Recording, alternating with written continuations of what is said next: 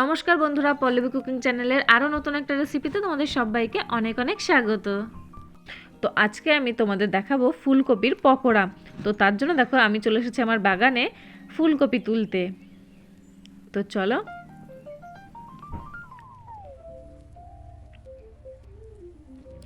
দেখতেই পাচ্ছ আমি এখানে ফুল গাছের পাশাপাশি কিছু কিন্তু ফুলকপি গাছও লাগিয়েছি।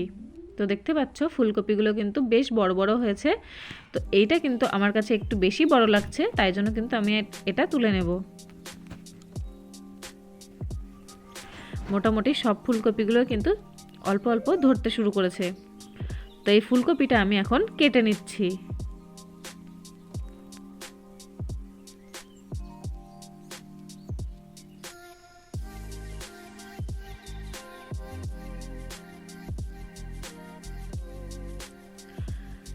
তো দেখো এই ফুলকপি দিয়ে কিন্তু আজকে আমি পকোড়াটা বানাবো।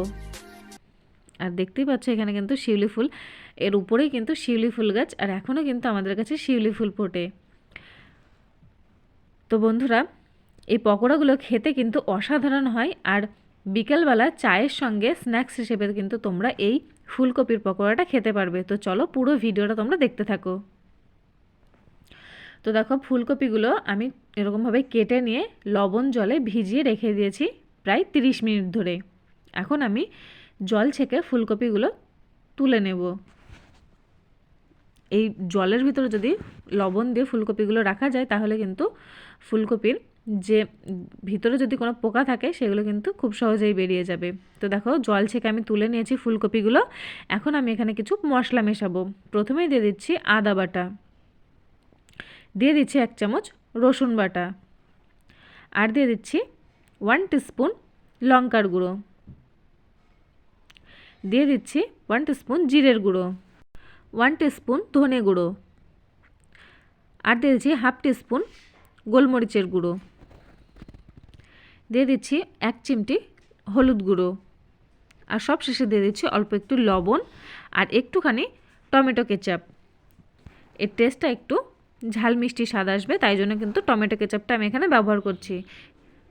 সসটা কিন্তু না দিলেও হবে। তো এখন এই সবগুলো মশলা খুব ভালো করে মিশিয়ে আমি ফুলকপিটাকে আধ ঘন্টার জন্য এইভাবেই রেখে দিচ্ছি।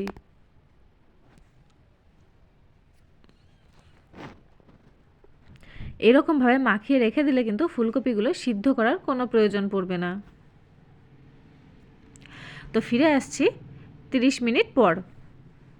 এখানে দিয়ে দিচ্ছি অল্প একটু ধনেপাতা কুচি, তোমাদের কাছে থাকলে দেবে, না থাকলে নাও দিতে পারো। দিয়ে দিচ্ছি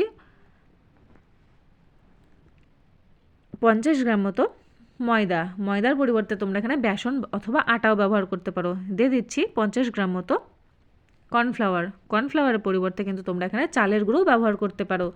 তো এখন এই শুকনো উপকরণগুলোই খুব ভালো করে মিশিয়ে নিচ্ছি প্রথমে।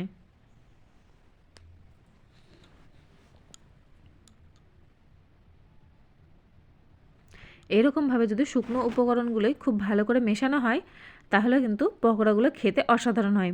তো এখন আমি অল্প অল্প করে একটু একটু করে জল কিন্তু এখানে মেশাবো। জল কিন্তু একবারে দিয়ে দেবে না, তাহলে কিন্তু পাতলা হয়ে যাবে। তো অল্প অল্প করে জলটা দেওয়ার চেষ্টা করবে।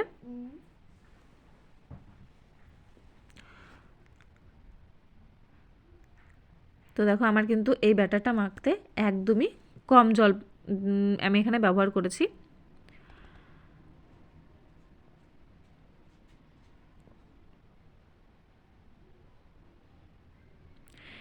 এইভাবে তোমরা কিন্তু একবার পকোড়াগুলো বানিয়ে বাড়িতে দেখতে পারো, খেতে কিন্তু ভালোই লাগে। তো দেখো এই পাশে আমি বসিয়ে দিয়েছি কড়াইতে তেল, আর তেলটাও হালকা একটু গরম হয়েছে। তো এখন এই পকোড়াগুলো এক এক করে আমি এরকম ফাঁকা ফাঁকা করে দিয়ে দিচ্ছি, একটার সঙ্গে যেন আরেকটা জোড়া না লাগে।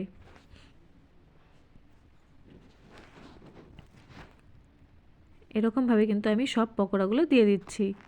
আর এখন কিন্তু গ্যাসের ফ্লেমটা আমি একদমই লোতে রেখেছি। তো এইভাবে কিন্তু 2 মিনিট মতো রেখে দিয়েছি। কোনো রকমভাবে কিন্তু নাড়াচাড়া করা যাবে না। তো 2 মিনিট পরে কিন্তু আমি এরকম একটা ছোট স্পুন নিয়ে আস্তে আস্তে পকোড়াগুলো উল্টে দিচ্ছি। আর এরকমভাবে করলে কিন্তু একটা পকোড়াও ভাঙবে না। আর এরকমভাবে পকোড়াটা বানালে লো ফ্লেমে, তাহলে কিন্তু ফুলকপিগুলো ভিতরে সিদ্ধ হয়ে যাবে। তো এইভাবে কিন্তু আমি 4 থেকে 5 মিনিটের মতো খুব ভালো করে পকোড়াগুলো ভাজা করে নিয়েছি। আর পকোড়াগুলো কিন্তু আমার একদম ভাজা হয়ে গেছে, কালারটাও দেখতে পাচ্ছ খুব সুন্দর চলে এসেছে। এখন আমি এগুলোকে তুলে নিচ্ছি। তো দেখো পকোড়াগুলো কিন্তু আমার একদম রেডি হয়ে গেছে, সবগুলো আমি এখানে তুলে নিয়েছি। দেখতে পাচ্ছ বেশ সুন্দর লাগছে কিন্তু দেখতে।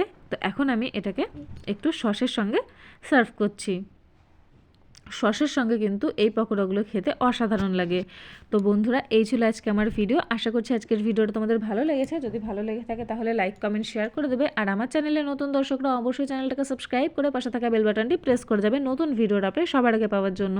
ততক্ষণ ভালো থেকো, সুস্থ থেকো। দেখা হচ্ছে পরবর্তী কোনো একটা নতুন রেসিপি নিয়ে। আর তোমরা যদি এইভাবে বাড়িতে পকোড়াটা বানাও, খেয়ে তোমাদের কেমন লাগলো সেটা কিন্তু অবশ্যই কমেন্ট বক্সে এসে জানিয়ে যাবে।